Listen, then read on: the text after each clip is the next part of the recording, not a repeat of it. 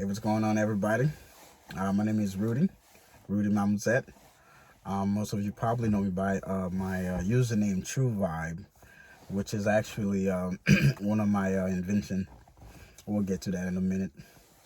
The reason why I'm here today, I'm taking a step forward, to let the world know a little bit of what I know. Just we sharing the knowledge. Like from what I'm going through, as a personal experience in my life, I feel like as a collective, there might be other people who's going through the same thing. And perhaps if I find a solution or a way, then perhaps this video or my videos can be used as a tool or a stepping stone to, or a beacon to help someone else, shape and fashion their life, to find solution as well. Not to make this video too long. I came from a little place called, well, let me rephrase that. A beautiful little island called Haiti. It's such a beautiful place, man.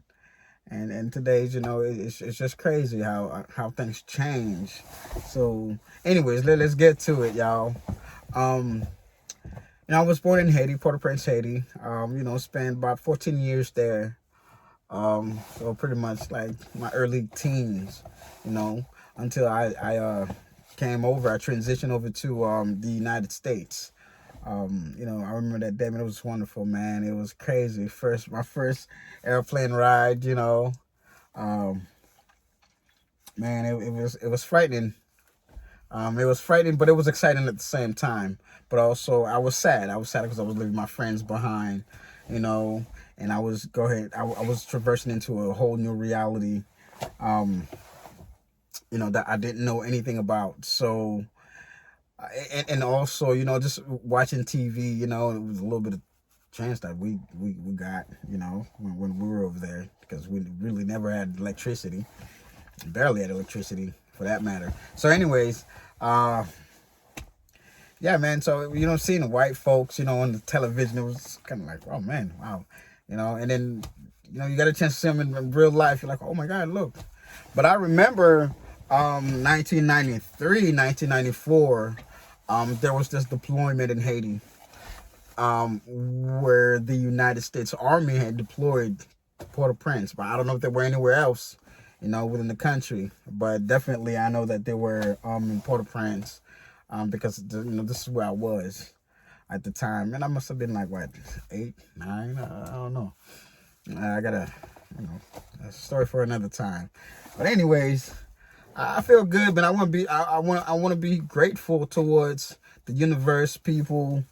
I'm not saying people as far as, every human being on this planet is good, but at the same time, I'm not going to be a judge and start judging people and passing judgment on the people, Gotta stay hydrated, man. But anyways, I transitioned to the United States, around the age of 14. Huge experience. But before that, let's get to how life was, in Haiti. Let's talk about my past. This is the only way to understand life. Growing up, not having influence of a father or mother. I never knew my father. Brother was gone before, I could, remember how to walk. Could learn how to walk. So let alone if I could even have a mental picture of what he looked like, that would be a lie. So never got a chance to know him, to know who he was like. Besides what people tell me about or told me about him, like what kind of father he was, what kind of husband or boyfriend, whatever, significant other. So then that leave a huge gap in your life, with a big question mark. It's like, okay, okay, I didn't know my father, but I had a father figure in my life growing up. We'll get to that in a minute. But being a father today, and always wanting to be a father, You know, also it played this kind of role in your mind. It's like, man, just I kind of wish I knew what this man was like, what he did for me. Well, possibly, but learned that he didn't do anything. Considering there were so many of us, what, 6, 7 children. So, I guess it was tough for my mother. Poor lady, she was sick. I believe, she had heart issues, diseases. Um, I believe she was in a coma. That's what the story said. She was in a coma shortly after my birth. Well, I think my brother, the one before me. And then she had got out of the hospital. Same thing again with me. Went through all the drinking and the smoking, the unhealthy eating, I guess she ended up getting pregnant again, with me this time. And so the story went on to say that that my father had gone to the hospital and snatched me out the day I was born, and actually made out of the hospital with me, and then dumped me in the trash.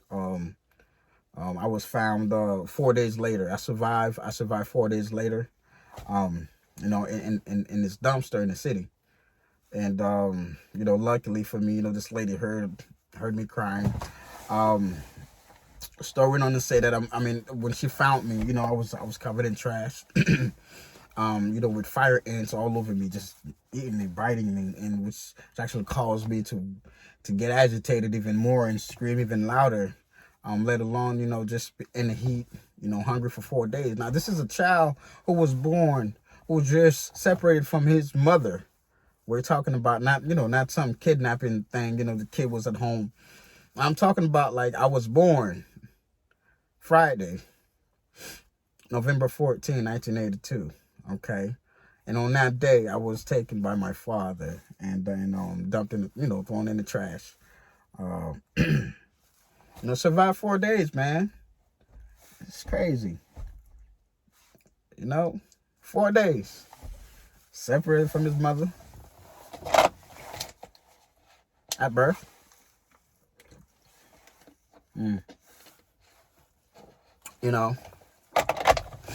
Now you heard of abortion all the time, miscarriages. Even a mother, who, give birth to a child and decide to, just gave the child up for adoption. There are many reasons to why people do things. I could never understand to why my father had done what he has done. Do I feel like I deserved it? No. Do I feel like, he deserved to, what he did? Was he in his realm of right to do what he did to me? I don't know. I don't know what was going through the man's mind. I don't know the type of relationship he had with my mother, and I don't know, and I didn't know what kind of relationship my mother had with him. And so, but you're left with all these judgments through the story and the timeline, that thing that occurred. So that way you can, give your 2 pieces on things, your input. And that creates judgment. Because, he was a shitty father, blah, blah, blah. He was abusive. You're left with all this kind of room to make these type of judgment. But what kind of father are you? What kind of father am I? But we'll get to that in a minute. So anyways, 4 days later, lady found me. Crazy story, man. Crazy story. What happened from what I was told. And we're talking about collaborative stories, which, at the end, in conclusion, they all synchronistically, all come to the same consensus. So then, if the story isn't true, then there must be a huge collaboration and for telling a story and play it out and let it act out to a point where a being would believe what he or she was told since birth till the age of 35, whatever, 50, 40. And that would be a huge what's the word I'm looking for? Orchestration or orchestrated, whatever. To orchestrate something like that to that magnitude, then, it would require some collaboration. So, like an organization or something like that. But then who would see in the future, that far in the future? Who could project the future that far to project, to actually formulate a plan, right? And then just lay back and just watch it unfold. And so these are the mechanism of things and questions and monkey mind that's running loose in my mind that's telling me, hey man, this is what happened to you. This is what's going on. This is how things were laid out. So anyways, we're skipping bits here. Let me get back to the past, Excuse me.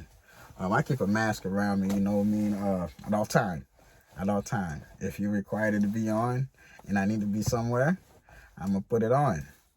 And if I have it on and I feel like I don't need to have it on and go somewhere where it's required, I don't put it on, So, getting back to the story, growing up was really tough. And I have kids. I have children today. And I'm seeing children today. And I'm seeing how they're being raised and how the disciplinary actions in the home, man, I didn't grow up like that. Okay, so anyways, I grew up with the belt, with the extension cords, with the cow skin type, whips. I hit you with any goddamn thing within my vicinity if you get on my nerve type environment. Like that was my day in the 80s, baby. So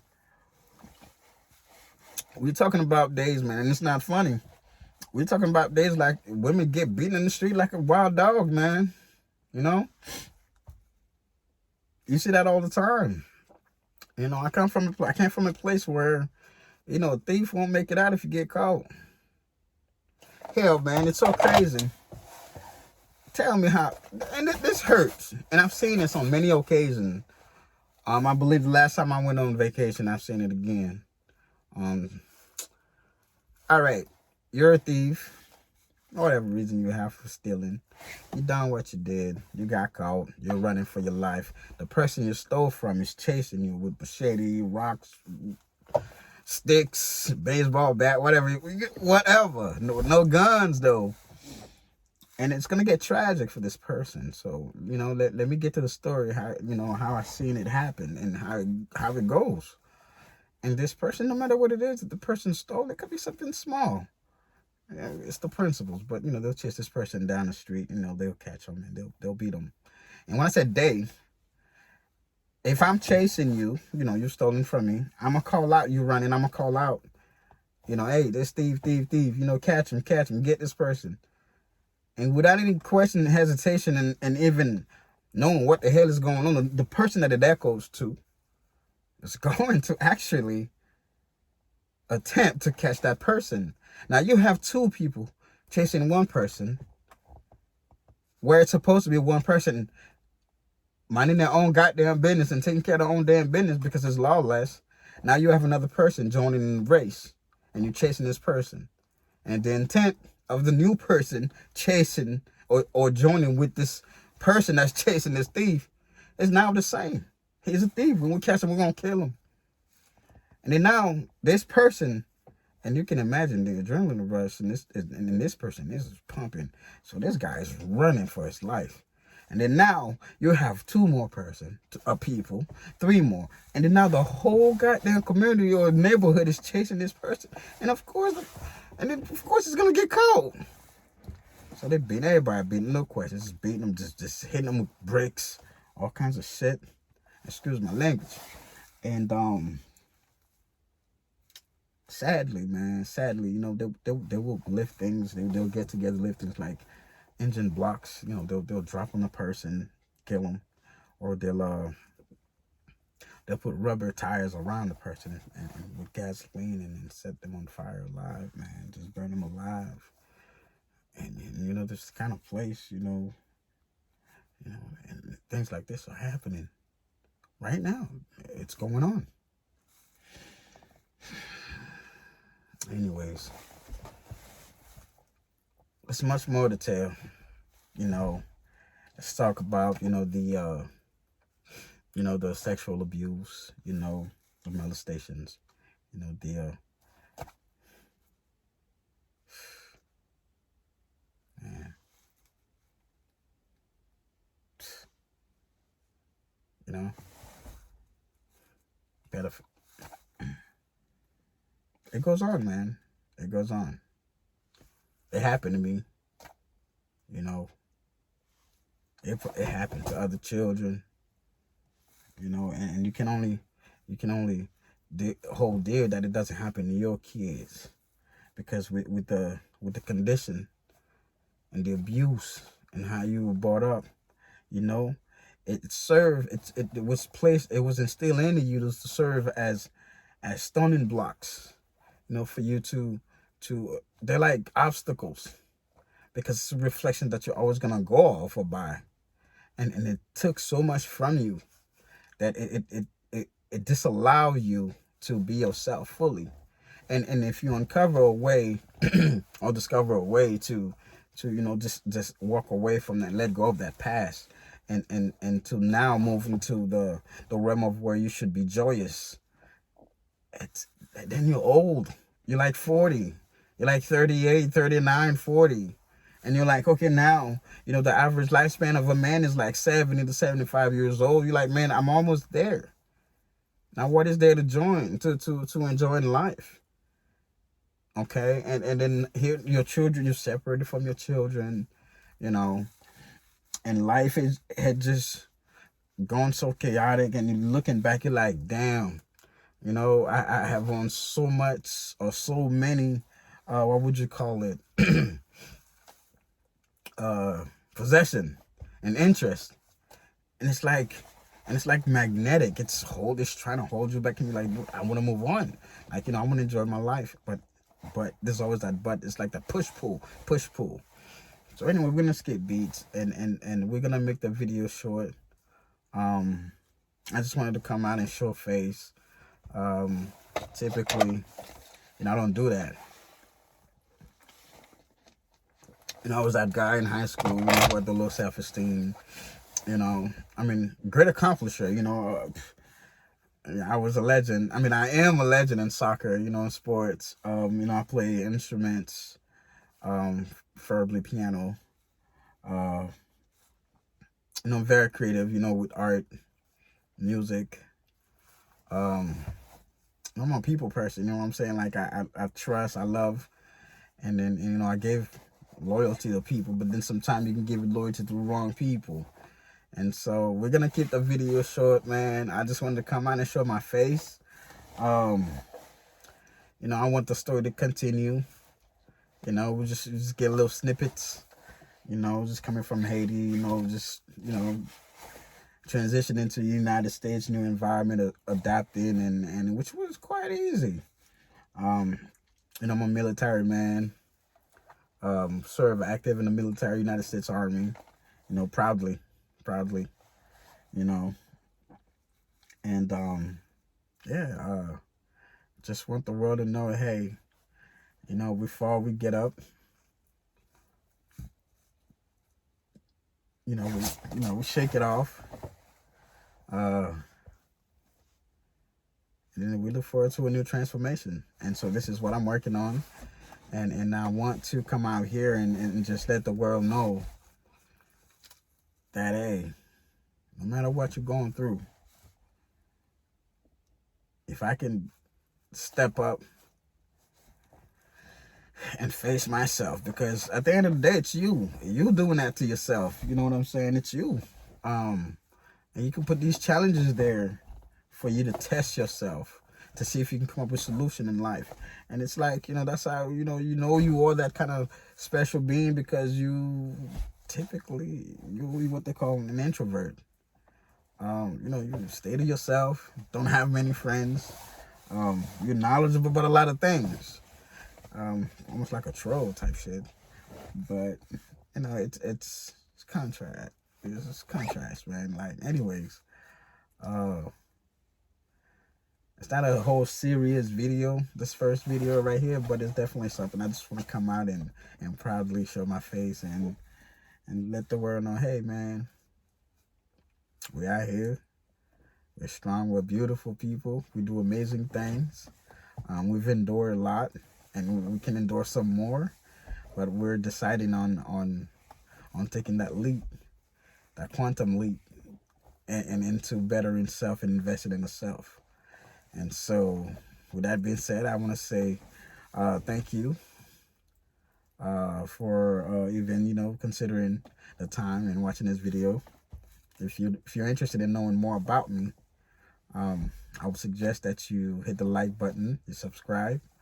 Yeah, man, one love and wholeness.